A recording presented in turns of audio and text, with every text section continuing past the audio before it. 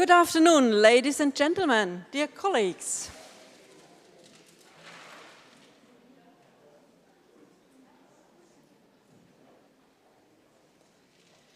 Good afternoon, dear colleagues.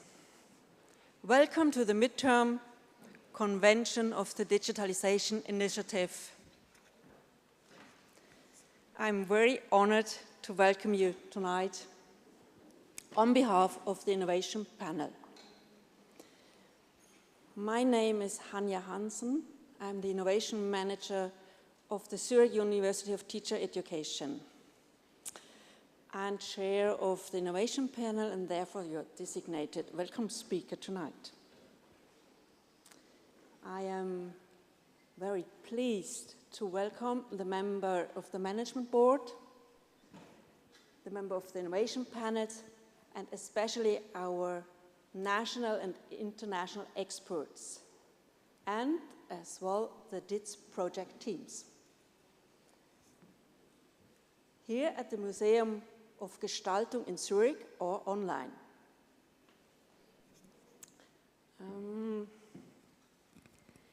The Innovation Panel invited you because we want to thank you. We are very grateful for your incredible contribution to the Digitalization Initiative and the success of innovation in the canton of Zurich. Let me give you a brief overview of the DIZH Innovation Program and its achievements up to now, and an overview about the program of tonight.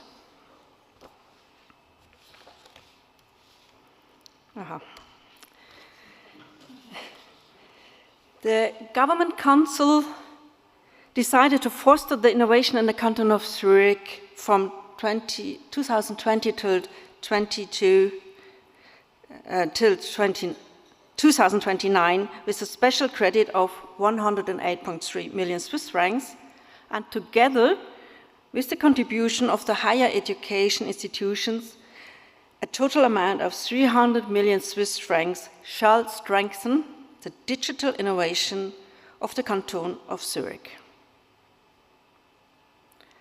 All projects of the innovation program, that's the second pillar, must be in cooperation between the institutions of higher education. So the University of Zurich, the Zurich University of Applied Science, the Zurich University of Arts, and the Zurich University of Teacher Education. And all the projects must be in partnership with the industry. To make such a mission real, it needs not only a tremendous number of resources and time, but also very smart brain power. As you see on the slide, with the Innovation Program, we founded up to now 140 projects. This is the result of 15 highly competitive calls, which all have been reviewed by our external experts and the Innovation Panel. I'm so happy that we all are meeting here to celebrate this milestone and our joint effort. To give you a broad overview of the topics and fields of activities covered in the structure calls, let me show you this diagram. And thank you, Birk, for designing this. I talk you through, it looks complex. I just want to make a point about the fields of activities. You see in the 9 bubbles, in the white bubbles on the right-hand side, the 9 structures. One bubble stands for one structure, and the purpose of all these structures is to outlast the DIZH program. So we have the immersive education and science, Digital Lingua, Public Data Lab, SCRI means Swiss Center of Responsible AI, Siren, Cyber Resilience Network, Digital Health Zurich,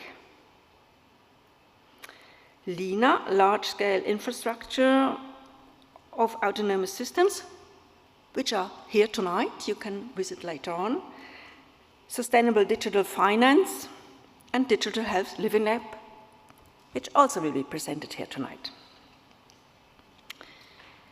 All these structures are built on networks with companies and institutions named in the colored rectangles. So the rectangle stands for one field of activity or industry. And as you see, it's not really empirical, but it gives you kind of feeling about the outreach.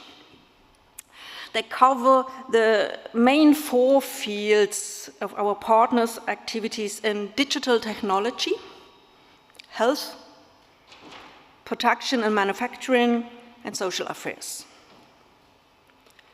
Later this afternoon, you are invited to learn in detail about 6 projects which will be presented at the fair.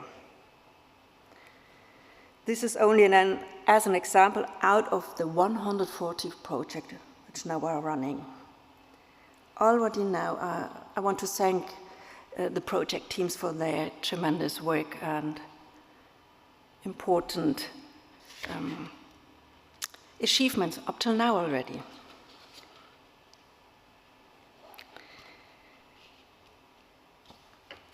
And I'm very proud to say that all projects fulfilled the aim to enhance the collaboration between the universities and deepen transdisciplinary work. This leads not only to new perspectives, but to prudent solutions. And I hope that the originated transdisciplinary collaboration will continue and take us further in possible more difficult times of uncertainty. Today, I look forward to the keynote about managing uncertainty and hidden risk from Nadine Bienefeldt from the DIZH, welcome already now, Adrian Müller from the Zurich University of Applied Science and member of the Innovation panel will introduce Nadine soon. Also later on the afternoon, Hanja Schulze, also member from the Innovation panel and the University of Zurich will introduce the Innovation Fair combined with a quiz, which will demand brain power from all of you. So enjoy it. And please note that this event will be recorded until 6 p.m. and be available to view afterwards. Our music. Very good. Before this, we will have a music performance, and not only once, but Seçil Metin will surround this event with her creations. Seçil is a student from the Zurich University of Arts with a major in sound design. She is an electroacoustic composer, improviser, vocalist, and songwriter whose work explores the intersection of experimental and traditional approaches to sound, bridging acoustic and electronic worlds. And for our conference, she presents 2 electroacoustic works composed especially for today, from Sounds of the DIZH. So the first piece she's playing for us uses 3 sound samples from a hospital: a cardiac monitor, a mechanical ventilator, and an infusion pump machine, transforming them into a minimal and meditative soundscape that explores how context can shift sound from anxiety to peace. So enjoy this afternoon and welcome Seçil Metin.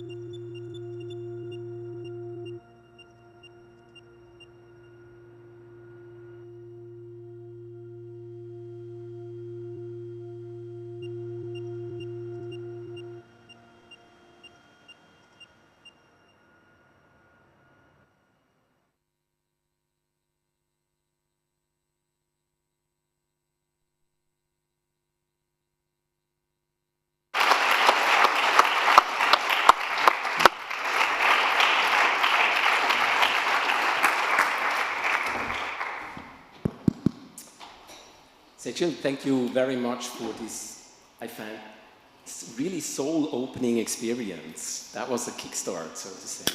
Thank you.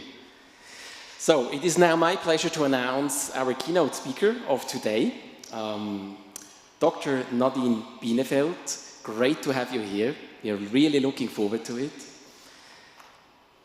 Nadine focuses on really one core question within her work, which is, when can we trust AI, technological systems, and when should we trust ourselves as humans? She studies this interface, this machine-human interface, first of all at DIZH Zurich, where she's a senior researcher and lecturer, but she's also working at the University of Lucerne's Faculty for Health, Science and Medicine. Before academia, she also worked in the aviation industry, which is quite important because, as you probably know, there are a lot of those types of interfaces of machines and humans. So I guess you've also really learned what it means when those types of systems fail, when the collaboration between AI, between technical systems and humans fail. You've spent some working hours at Swissair still, as I learned, afterwards also at Swiss, and especially also at NASA, so quite a broad experience you bring along.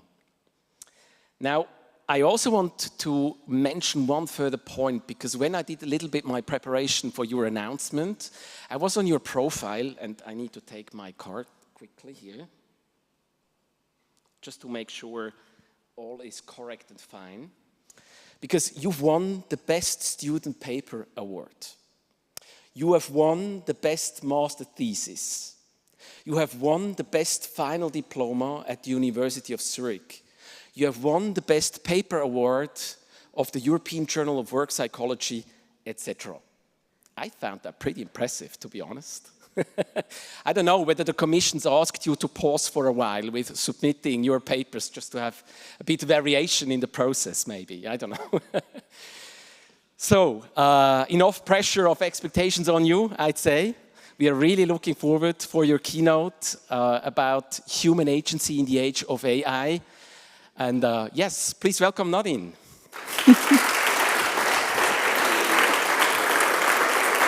Well, no pressure at all. Now I'm getting nervous. Thank you, Adrian. Thank you, the entire innovation panel and the leadership of the DIZH for inviting me to speak with you today and explore about what does it mean to steer uncertainty in an uncertain age, and where we have AI to either reduce it or maybe also increase it. So here is the most surprising or counterintuitive finding that we discovered in one of our studies. The AI was doing something for the team that the team itself didn't do or couldn't do. What was that? So the AI in this particular setting we studied was designed to reduce uncertainty, to automate processes, to actually make decisions, to guide the team towards the right decision. Instead, what happened is that it actually opened a space for exploration, for discussion, creating uncertainty for the team, at least temporarily, until they settled for, in those teams where this happened, the better outcome, the better performance. And what do I mean by that? So we studied 180 clinicians at the University Hospital of Zurich, 45 teams, nurses, intensive care physicians, collaborating together with this AI agent. And we coded, analyzed every single behavior, every word they said, every dynamic interaction they made, minute or second by second almost, and identified these patterns. In the most or the best performing teams, what happened is that junior members and nurses, lower in the hierarchy, used the AI as a teammate to push back on, to say, but the AI says these and that. Could we maybe consider that differential diagnosis? Are we on the right track? Things that they would not have dared to voice within this medical hierarchy, because that's hard to speak up if you are an inexperienced or junior member of the team. But they kind of piggybacked on the results that they got from the AI, and hence opened that space. And it gave them permission, and the entire team then, the attendings, the senior physicians, then started exploring, looking for additional, diagnostic clues, for additional hypotheses that they generated. Eventually tried another track, maybe the right track, and performance went up. Whereas in the other teams, where the AI was not part of that team exploration or team cognitive mind and knowledge system, there was a lower performance overall, because precisely that opening behavior. And that was surprising for us, especially because the design was not intended that way, but that's how they used it. And therefore, we should ask the question, when is AI actually useful to reduce uncertainty for us? Or when is it an opportunity to open uncertainty, open that space? And this question is hardly ever asked. And this talk is about asking this question. And I would like to kind of give you a theoretical framework. Griffin and Grote wrote an article. Grote happens to be my PhD supervisor, and I'm kind of closely related to that field of research of uncertainty management, because uncertainty management, steering uncertainty, has two components. On the one side, the most familiar side, is closing. That's what we all know well, because it's hard to withhold uncertainty, right? We do like to control things, to reduce it, to then also use AI. The most common use cases for AI is to reduce uncertainty, to automate, to increase efficiency, to optimize processes, to limit maybe risk, and then apply AI in this reducing space. So that's the default mode. And there's nothing wrong about it, quite the contrary. Of course, we need that, and these tools, AI or other technologies, have shown it makes sense. It increases efficiency, quality standards, and so on. So we should continue to use them.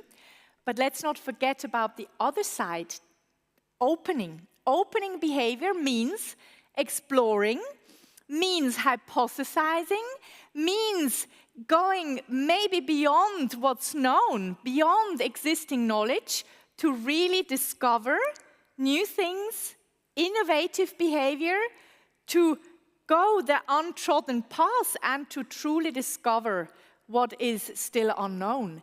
And AI particularly is also able to contribute in this opening behavior, in this opening space. Now, as we have these two opportunities and then also these kind of uncertainty steering behaviors, it is important to create a facility that can play to both sides. And that's the ambidextrous kind of not only mindset, but the ability to switch between closing and opening.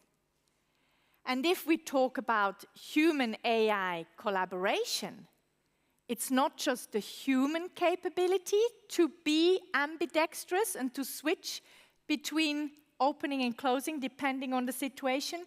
It is a capacity of the joint cognitive system. So the human and the AI. And how do we bring that together in the best possible way? And to kind of make that more concrete, I will show you a framework. And we will go through this framework with examples now in the remainder of this talk. This framework is based on research in uncertainty management, but also in human-AI collaboration, specifically for tonight's talk.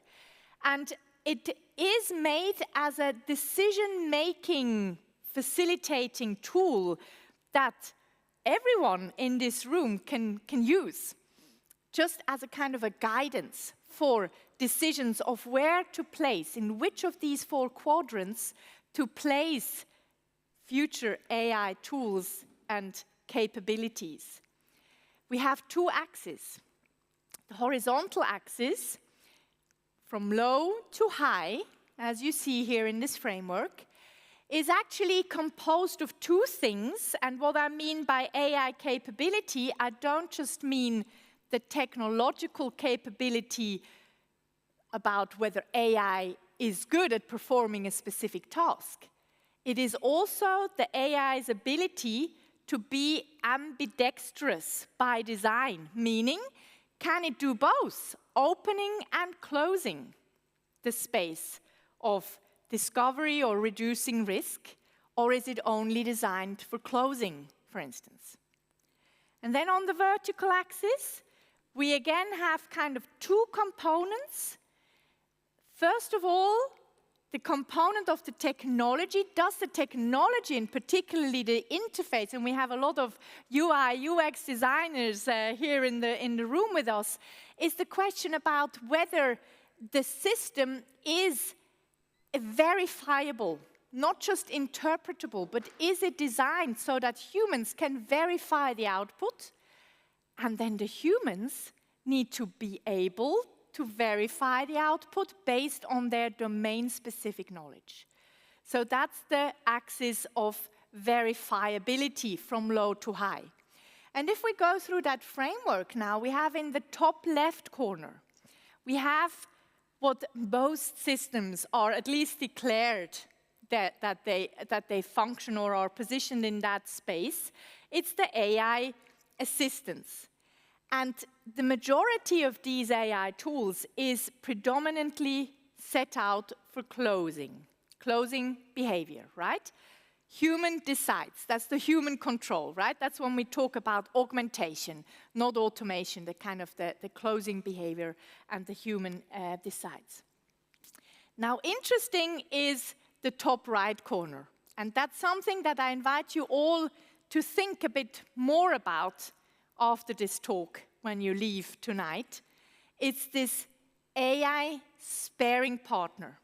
Using AI as a sparing partner to not only close, but also open, to hypothesize together, the human and the AI, have a sparing partner, contradict each other, think about exploring new spaces, new avenues, new possibilities, and then again close and come to a decision that is calibrated between the 2 movements of uncertainty management.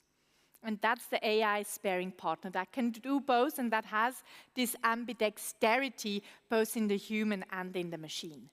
And then the superhuman AI, that is when we have situations, and there already are and there will increasingly be, where human actually surpasses the capacity of humans to even control the output, where we cannot really truly be in the loop anymore. But there's other ways then to still open the space in collaboration. We will come to that. And the final corner, that's where AI should not be used, simply because nor the capabilities are high enough, nor is the threshold met for the verification or the possibility to verify the output. Now, let's go through that framework one by one with examples. Here you see studies that we did together with Emanuela Keller, also from the Innovation panel at the University Hospital of Zurich and other ICUs, intensive care units. We looked at this kind of AI assistant opportunities in various tools and applications that are predominantly set out for closing. So that can be, for instance, the generation of medical documentation, or automation processes, right? And this is a huge opportunity, right? It will make healthcare better and safer, and there is a space to use these tools, absolutely, don't get me wrong. It also, when using these tools, and of course in healthcare specifically and in other high-risk situations, they are certified, they are safe, you know, they are reduced. There's no room for exploring and discovering new things because you have a patient on the line. But there is a hidden risk and a hidden cost that is often not really on the radar when we use these tools. And that is, let's say, specifically in people with lower domain expertise, lower ability to verify, because the domain expertise is still building, interacting with these tools and realizing that in most cases, it is a confirmation. In most cases, yes, the AI is correct. Why should I read 300 patient documentation or reports when actually it is always totally to the point? Then that over time we don't build that expertise, we drift potentially to not building that ability to verify. And that's the hidden risk, which I will come back to later. For now, we go for the next quarter, because also there is a hidden risk, but a different one. Now, AI as sparring partner, Emanuela Keller, it's nice to have you here, collaborator in this important project, many years of expertise in the ICU cockpit, and in one study where we collaborated in designing the UI or UX of a specific application, a risk prediction in neurointensive care. What needs to be in a system of such importance is that the verifiability needs to be built into the system. And the verifiability goes beyond the design features usually used for explainability, like, for instance, measure importance or factor kind of contributions, shapely values, right? Because for the clinicians then, making the decision on whether to follow up on that risk prediction and make use of it, the question there becomes more, is this clinically relevant with this specific patient in this specific context? And for that, we need that domain expertise that gives us that verifiability, right? And it's beyond what can be measured. It is the smell at the bedside, the sounds that we heard earlier of the pumping insulin pump or the ventilator, right? That give us intuitive senses that go beyond what's measurable. Also family context and all these kind of subtle signals that are relevant, that need to be combined with the AI predictions. And this together then opens the opportunity or the possibility to also explore, to again say, wow, this is counterintuitive. Let's explore it. Let's do this test. Let's see what maybe, like in the example from earlier, there might be another underlying illness. There might be another differential diagnosis, or there might indeed be a risk that we wouldn't have seen coming from seeing the patient, but that predicts a follow-up emergency situation that is on the horizon. And in these situations, when we have that AI sparring partner possibility, it depends on that ability, this kind of assumption that the humans in these systems do have the ability, the capacity to verify. Otherwise, it ends up in the other quadrant and is purely closing. Then we use or lose that ability. Now, if we go further to another domain, and now we're not talking about risk, but about opportunity for co-creation, This is an example now in the art creation space, and it's very much also related to what we just heard with the music performance or many of the very exciting ZHAW and art creation projects that are also fostered by the DIZH community. Here you see this picture here from the MIT Media Lab where this I need to read this Sujing Chang. She has a robot arm that copies her behavior as she is drawing and then starts initiating new, novel moves that she might not have done. Then she follows the robot arm. They draw together on the same shared piece of paper to create something truly novel and to really explore, again, opening behavior together, outside the box, new ways of creating art. And here, this is a brilliant illustration of how this could be lived, this AI-sparing partnership between humans and technologies in that space. Also, the ZHAW in the education space. I did some research that, for instance, this LitBot or Lit AI project that was funded by the DIZH has this intention that middle school or high school students are accompanied by AI in reading complex long literature texts, eye tracking, analysis of comprehension, and then importantly, a post kind of metacognitive reflection of whether the students understood the text and what they can learn from it. Again, in that kind of new space of collaboration, of opening behavior between the AI and the students, the humans, in building the expertise.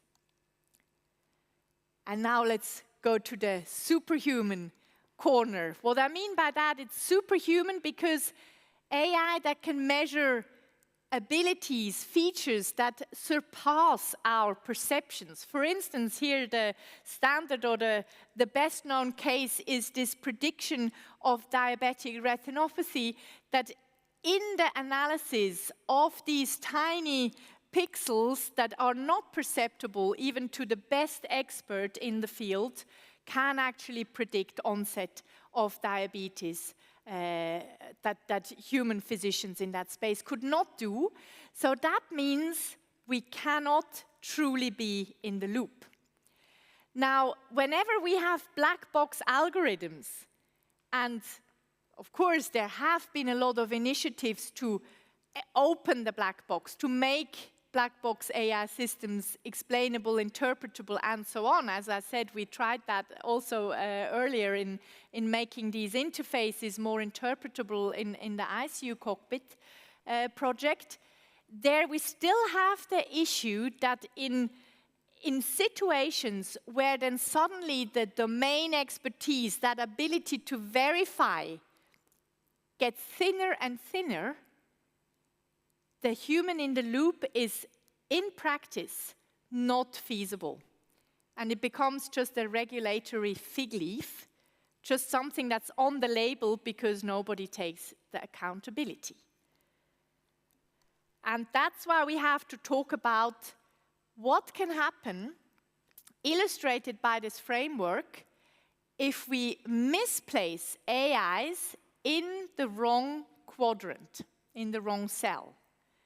And what I want to show you here is that risk, that hidden risk of capacity erosion over time because we use the AIs in the wrong way, and nobody notices that slowly the two top quadrants, the two top cells, the AI assistance and the human AI sparing, this type of collaboration can slowly drift and become superhuman in the sense that we can no longer control it and that we can no longer verify it. And then we're out of the loop. And that is the hidden risk. Now, the capacity erosion, that's the hidden risk of this misplaced human AI teaming. And currently it happens without us noticing. It happens silently because it's not measured. People start talking about it, and everybody might have experienced it even using chatbots or, now getting used to outsource the thinking or the writing. We notice it, but it's not measured, and it's also not required to be declared in the current governance frameworks. So it's silent. And secondly, also, it is hidden because the overall performance of the system is overall better. We are faster, we are more efficient, we are so-called safer. But very slowly and silently, that very human capacity of verifiability can drift. And I'm not saying this theoretically, that's where my background in aviation comes in handy. We have decades of research confirming that this happens. We have research starting from the 80s in human factors that it's not only de-skilling, it's the loss of control in these highly automated systems, illustrated by many, many tragic aircraft crashes, accidents up to this day. It's an unsolved problem. It's an unsolved problem, but it's a known problem. And in medicine, we have less of this evidence yet, but our data from our studies, and we have one study in publication, or not in the review process, that does show this also over a longitudinal track. And I want to share with you some quotes.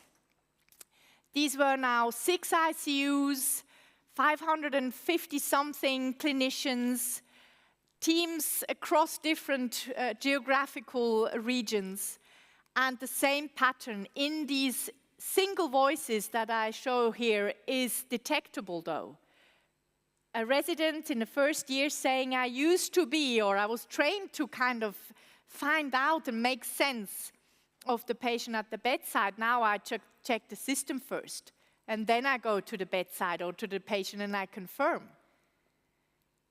And the same team, then the attending says, they don't have the ability, or they don't get the chance to build these maybe painful experiences. They skip these chapters of learning medicine the hard way. The being at the bedside, the probing, the sensing, the testing, the going back and verifying again. Another hypothesis, opening space. Really trying to get the grip of it. If they have the solution or the risk score presented in front of their eyes, the juniors cannot build it, and the seniors over time might also start overusing or under-questioning the outputs because they are so good, and because confirming, closing, and putting the tick underneath a suggested diagnosis or a prediction that was right so many times in the past is much easier than opening, than questioning, than hypothesizing. And if this happens, we see that the juniors, it is a habit, but then what the senior here says, that is the illustration of the capacity erosion or the consequence of that habit. So the question is, what do we do with this? What do we do to stop that habit, or to be careful about it, to raise awareness about this? And here comes the connection then also with governance systems, because we can teach them, we can be so careful at each individual level or the team level to say, hey, but you have to check it. Yes, of course, we know we have to check it, but we don't do it anyway. And be honest, me myself as well, when I, use AI, maybe even in the AI sparing partner space, and I get good suggestions. Oh yeah, I don't even read it all, right? And we slowly drift into this pattern of over-reliance, that hidden risk that I was talking about. Also because who controls or defines the system? Who decides which AI tool or application is placed in which cell of the framework? Who decides that? Who decides that? It is in this graph, and here I piggyback on work from Grote, Crouston, and Parker, is that we have these 4 stakeholder groups that actually make the final decisions, that have the control. It is the vendors who design the system, even starting from what the system should be about. We have the programmers who build the system, and of course they use co-design and they use the user experience in the design process, but the ultimate decision then still lies most strongly in their hands. Then we have the procurer who then buy the systems and decide, yes, this system is good for us, so we implement it and then we will make people use it. And we have the regulator ultimately that certifies the systems. So these 4 stakeholders, they have a lot of control. But look at where the accountability arrow goes to. To one group, to the end user. Only to the end user. There's no arrows up at the moment. Maybe there will be, but that will probably need a lot of rethinking and change to redistribute that accountability upwards as well. And the problem is that exactly this user group, the end users, all of us, the clinicians, the pilots, the users, anybody in each profession that has the problem of a cognitive capacity drift over time needs to still bear the accountability. And that's where also it's a scapegoat solution. And then every system can be designed as human in the loop. If you can't do the human in the loop in theory only, or you can't do it in practice, and you're still accountable, then we have an unfair situation. So these are 3 questions that I would like you to answer, to take with you as of tomorrow, when you decide how to use AI, or when you have a next DIZH proposal on your desk. These 3 questions could help you orient yourself in the framework. 1, what quadrant does this AI really deployment live by in design? And I don't mean what the vendor says. I don't mean when it says human in the loop, whether it really is. Is it the interface that allows that? Second, will it drift? And where will it drift over time? Hypothesize. And what conditions can you then apply to prevent that drift and to keep that tool in the cell that it belongs to by design? And if we have answers to these 3 questions, then actually we should make these transparent. We should have these in the kind of policy requirements. They should be made kind of binding, because that's currently the policy gap, right? So we need to have to disclose them so that we can measure them. We still might not prevent the drift, but the drift can be made more visible if we can measure them.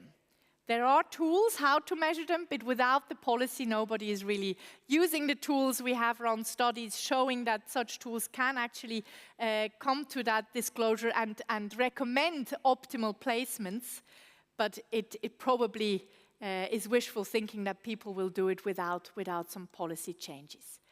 So this is the sentence that I would like to take with you as I finish this talk.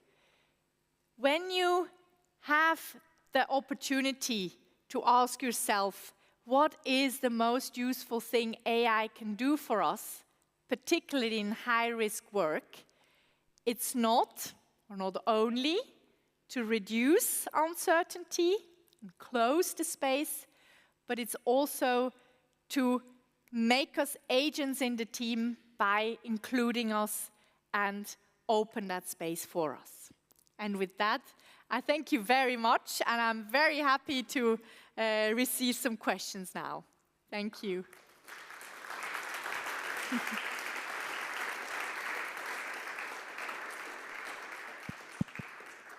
So thank you very much, Nadine.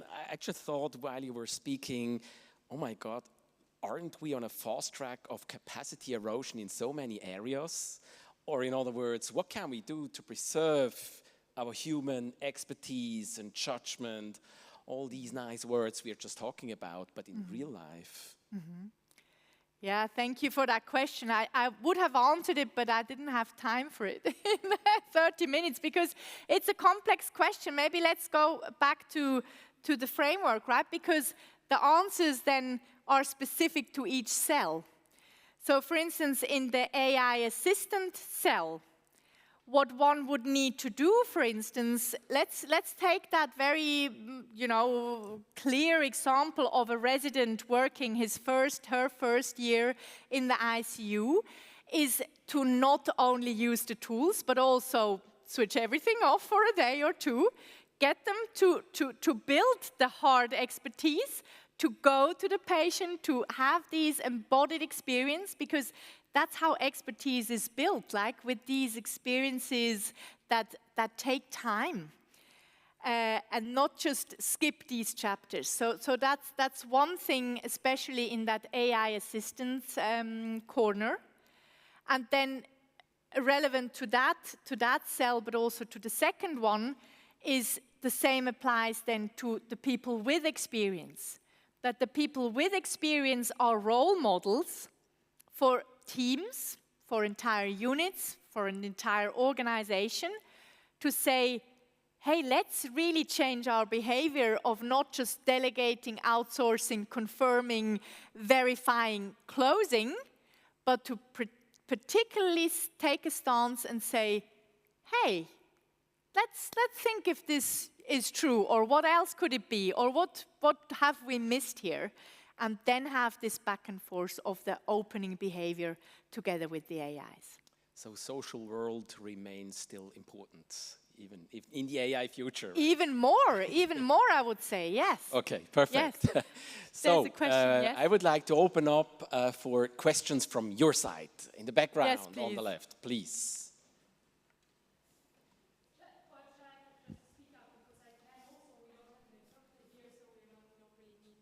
Okay, but yes. I can use the mic, of course, so it's not a problem. Thank you so much for your inspiring, thought-provoking talk. I would like to circle back to your very first example.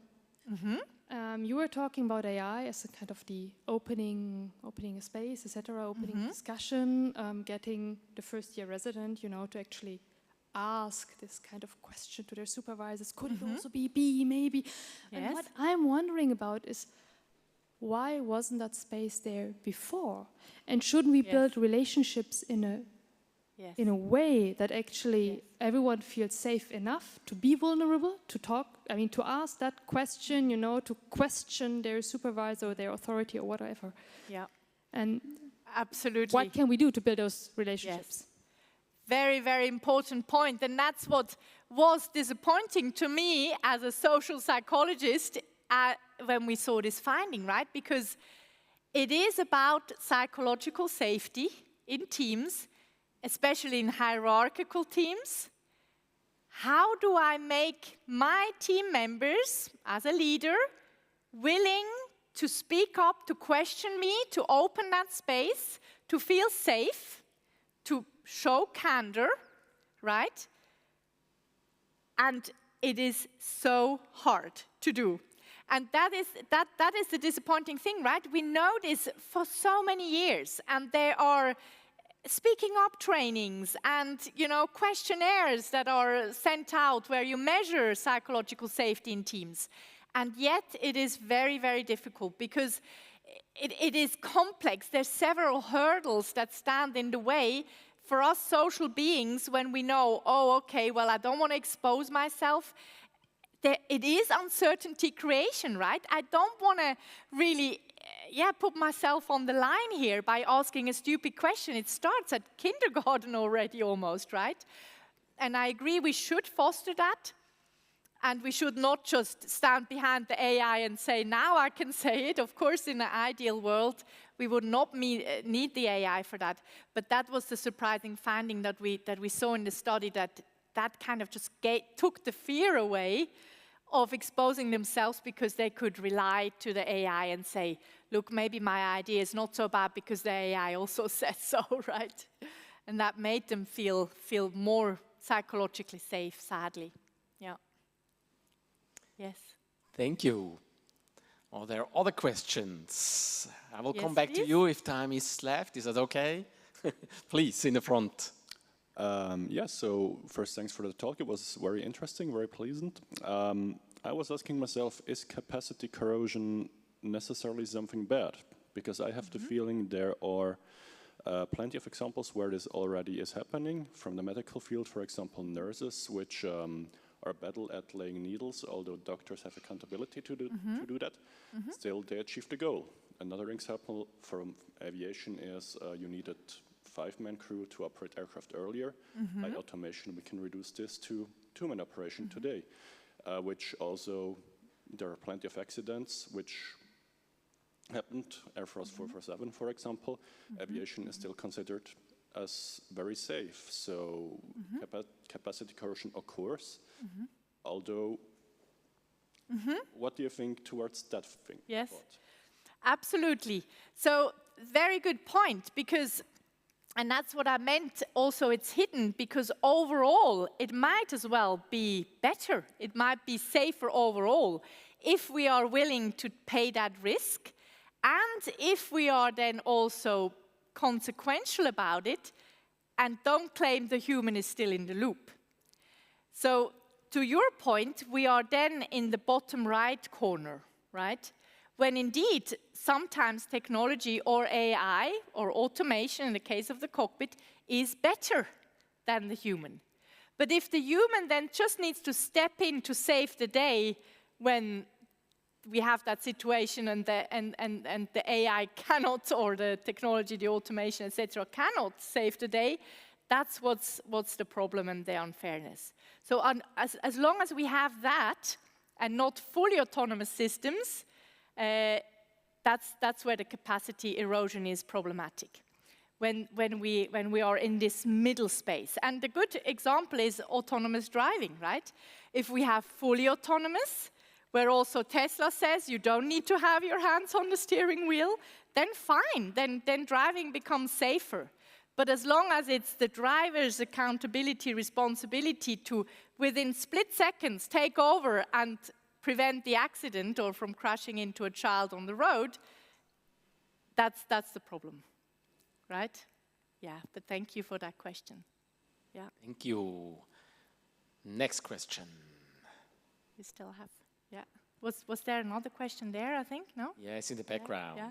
Yes, you do have a subsequent or new question, please. I have another question. Thank you. I have so many questions always. That's very nice. That's exactly the opening space, right? Asking questions. Exactly. And see, we don't even need AI for that. And we could just pursue this discussion and without any problems. But I was again wondering. I think I lost my question now. No problems. Yeah, it comes back. It comes back. Maybe we take another one. It doesn't. We take. Is that okay? So. We'll come back, and we have all evening. Yes. We still have a last one afterwards. Okay. Is there still another question to Nadine? Please, in the front row here. Second row. I haven't really come to the end of my own thought process, so this is my question. It's a work in progress. But just following up on what he said. So basically, the whole question of capacity erosion, it's like, it's in a sense more an accountability problem, and essentially also a question of morals, whether it is a machine that takes a decision or whether it is a human. Precisely, it is a societal question, and it's about values. What do we want? And maybe the nice analogy is in education. Do we want our children to still learn math or to still learn history, with a book? Do they need to be able to learn, or do we have interfaces where it's all spoken language, we don't read or write anymore, we don't really teach those skills? We're fine with the erosion, and that is a decision, but it should be taken consciously. That's kind of the message, right? Because right now it's not a conscious decision, yet it is happening, and we can either try to stop it, or we need to change accountabilities, we need to make, you know, social, value changes that support this from happening. Yes.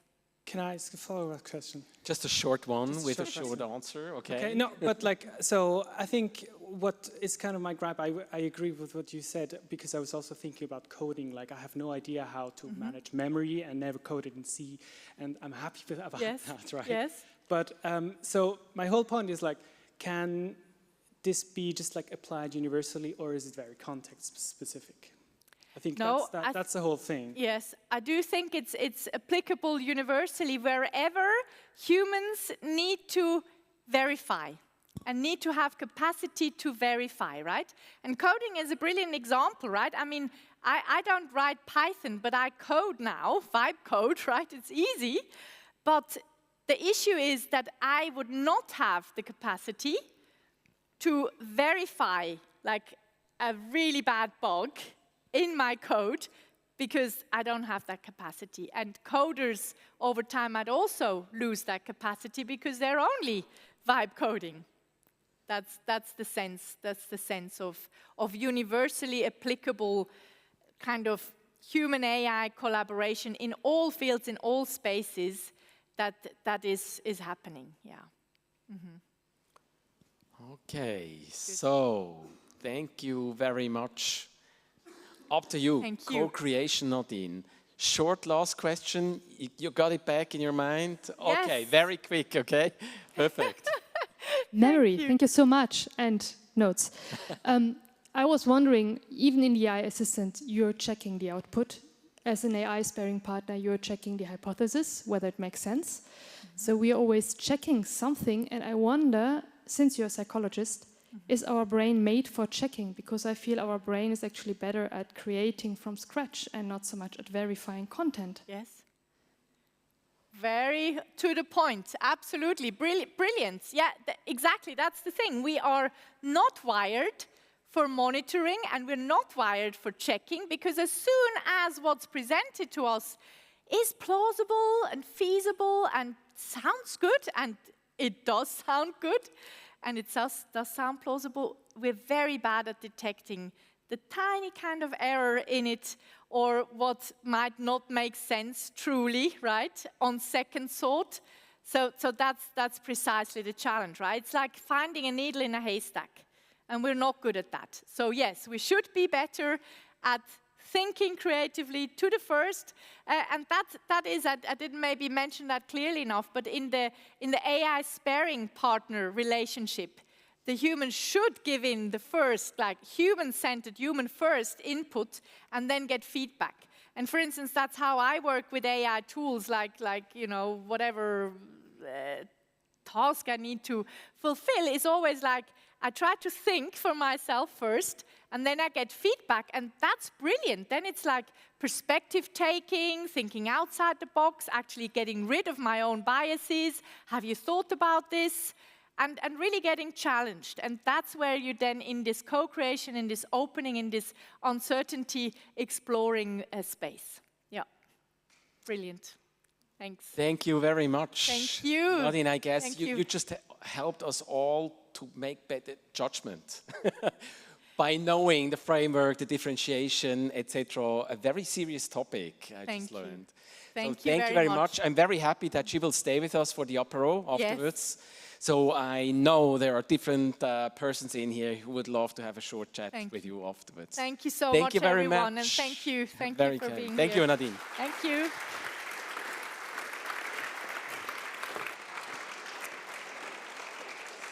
So, this brings us now to the next music performance from Seçil. Here Here, on the right side. Okay, perfect. Let me just give a short introduction to the piece. If my information is right, the second piece is called Glitches of Machine Mind. And it has been created out of drone recordings, right? Okay, perfect. Completely different space compared to the first piece. And it sheds some light on this complex interface of humans and machines, right? So perfect. We are looking forward to it. Thank you.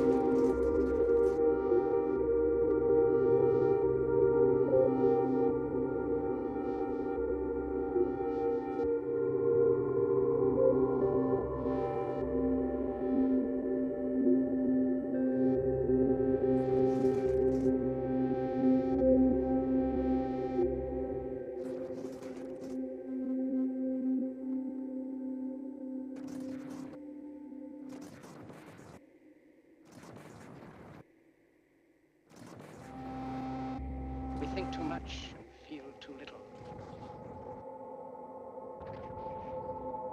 We think too much and feel too little. We think too much and feel too little. We think too much and feel too little. We think too much and feel too little. We think too much. We think too little. Too much. We think too much.